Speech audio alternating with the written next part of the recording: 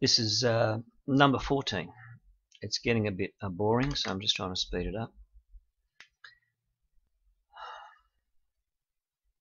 Obviously, there's just so many structures there, you don't know when to stop. So anyone who's interested, obviously, in this can keep following on. Soon we'll come to a very large structure. It's about 1.4 kilometers long and 180 wide, which I could measure from the shadow, and the end of it splays out, so it looks like a flying craft. There we go, there's quite a few rod towers sticking out there. Yeah, so all these theories were researched from William Cooper and Phil Schneider. They're all dead. Gary Webb also dead. These people were strangulated or shot. Here we go. Rod towers. Obviously, if they were previously based with a naval intelligence, why didn't they just keep their mouth shut? Here we go, towers and things coming up. And why would they want to scare the population when they knew that this sort of information would be too scaring and too damaging to the community? So why go out there and stir the pot? What was their agenda? And here we have some nice evidence of excavations around the edges. Nice towers coming out there.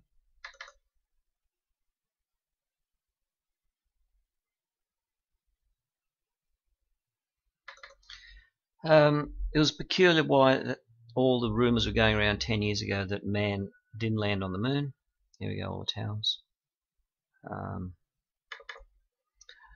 Then obviously if the Russians were so superior and so good and had all these rockets, why didn't they also attempt to land on the moon?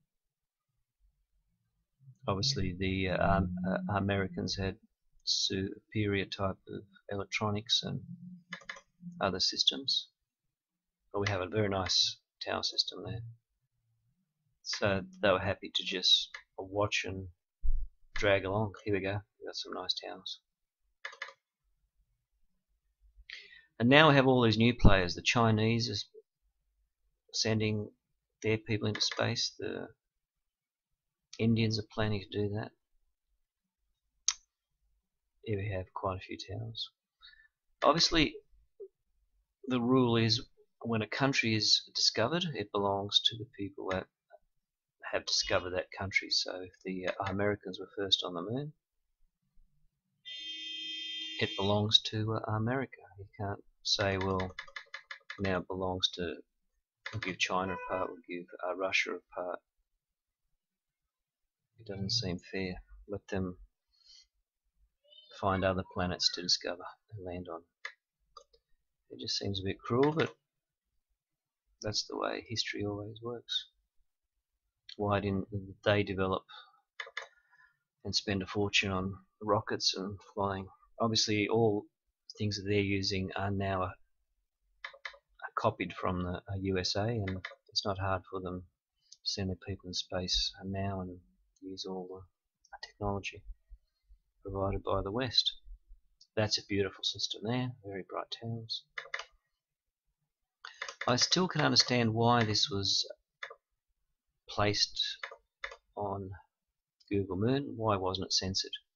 Beautiful towers there, internal, external. Why wasn't this censored, and why do they want us to see that? Is this an accident that's been placed there? Wow, we've got quite a few rod structures here at a height of 3.7 kilometers. Some are very nice. Just zoom in. Very beautiful. Here we go. We see the excavation. We see all the towers coming out. That's a fairly nice one there. Actually, this is heavily populated, this area. Wow, this just keeps going on and on and on. And this is a very clear image as well. It's not that blurred. You see all the towers which seem luminous, as though they're actually emitting light and not just reflecting it. Especially that area there.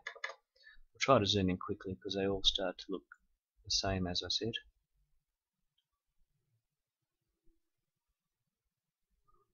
This one's fairly nice. Since the cylinders the rods look like they're pre-constructed, I'm still thinking it could be our construction, but there's just too many there. There's tens of thousands or hundreds of thousands of these up there. If we had a base up on there, and also one other good person to listen to is Alex Collier. There's some nice towers there. He did a very good lecture, and it's on YouTube in '96, and he talks about all these various things which would have been too hard to believe then. Collier, C-O-L-L-I-E-R.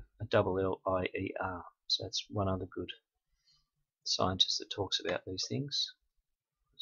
Internal rods, external rods. And he seems to believe as well this is a joint moon base by the Russians and the Americans. Here we have all these structures which on the ground they've got a Cold War, and they nearly have a conflict in '63, nuclear war all out, and then during the same time they're working on the moon together. A bit hard to believe that one. A bit hard to believe that they would share all this with the Russians, as you know, that are always potential enemies on the ground. That's where all the theories I've listened to seem to break down. That there's a higher level of intelligence, the NSA, and they've shared all this. Then I read the other theories that part of the Kennedy assassination dealt with the fact that he wanted to share all this information with the Russians, that all these bases were found on the moon, but obviously America wanted to keep it top secret and find alien type of artifacts down there and secrets, technologies, and they have all the right to do that because obviously they spent a fortune on landing on the moon, sending rockets up there, so why wouldn't they gain from the discoveries? Why allow other here we have that very unusual rod structure which seems as though it fades into the land behind it using a ruler. It is a very long structure. It is about 1.5 kilometers long, and it seems to taper out. Now when you look closely at it, you'll see the rods forming like a bright rod structure around it. Is this cloaked? Is it some sort of cloaking device? It seems to fade around the edges. There's a nice wide shadow, so that's how I could tell the actual height of it, because by measuring the shadow it's about 130 140 meters, so it's probably a bit smaller. If the shadow went out, it's about 120. Seems to be wider at the base, and then obviously taper here, and then it's blurred all around the edges. It's as though there's a cloaking device that stops all our border is not sharp, and there's too many structures near it. So this was a flying device that landed. Why would it land near all these other buildings? So I'm not sure what that is. Is it a big building on the ground? It seems to be fairly large. And there it is. Yeah, very unusual. Actually, not sure about that one. This is also unusual. The way that the rods form like a fish mouth structure there. That's obviously the rods together. That's the only time I've seen a very long cylinder cylinder object, which is 1.4 kilometers long. It's here we go. Some more. I haven't found that anywhere on a Tychos or anywhere like that. some there as well. Now, according to William Cooper and Alex Collier, the NSA is using anti-gravity devices to land on this moon base. And if you just Google TR-3B, you'll see how these work. They're actually probably easier to fly than big Russian planes that are 640 tons, and actually are more energy conserving. But I can't see any of these structures here anywhere. They're meant to be very large, size of football field, and in a triangle shape. And if you just Google that, it explains how they operate, and super compressed liquid mercury and spinning around 60,000 revolutions a minute, and that produces its own electromagnetic field and neutralizes gravity. Again, I haven't seen any of these structures here, so if they are used for us to fly on there, I don't see any landing base or anything like that. So again, that's where their theory seems to break down. This is a joint. Alex Collier talks about the population here is about 30,000, and they're of Aryan born. So this could be referring to, but he didn't want to talk about that much about it. He was very frightened. Here we go, rod towers there. So could this be the Nordics, the Nordic aliens they refer to, which are in the inner Earth, as opposed to the Greys? The rumor was Hitler was closer to the Nordic aliens, which were blonde and blue-eyed, and they're from Venus. Again, sounds very crazy, but again, we're seeing all these structures, so all these crazy theories are now potentially possible.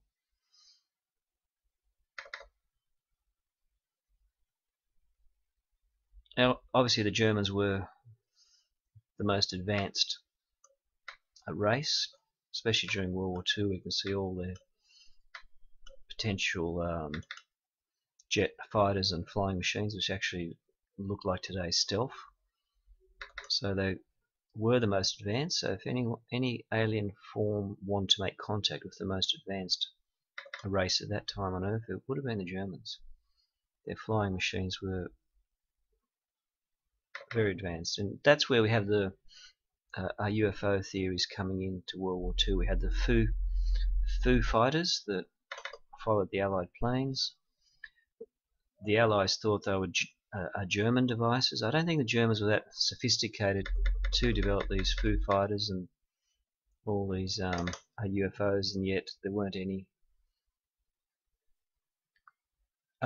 We have also that very strange thing, which was the Battle of Los Angeles during World War II, where a large UFO came on the coast. It was shot at many times with cannons, but they all bounced off. Then I think in 54 or whatever, you had all the UFOs flying over Washington. One rumor was when the atomic bomb exploded over Hiroshima, the aliens obviously sensed that large energy eruption and saw it from outer space, and came obviously to see what was happening. The other UFO theory is they're actually located in the inner Earth, so when this exploded, they're also scared for their survival, and they came out a lot more and started interfering in our civilization on Earth. Again, you just Google UFOs or UFO orbs on YouTube, and you'll see all the UFOs that are videoed, especially the 2004 UFO swarm over Mexico. That's fantastic. I saw 12 similar orbs over Sydney on the 12th of June. Sorry, the 8th of June, Queen's birthday. That was reported on the news the next day. UFOs flying over Sydney. And I saw something very peculiar, which was 5 white and 2 red fly over on the 24th of March 2012 when I was on the beach.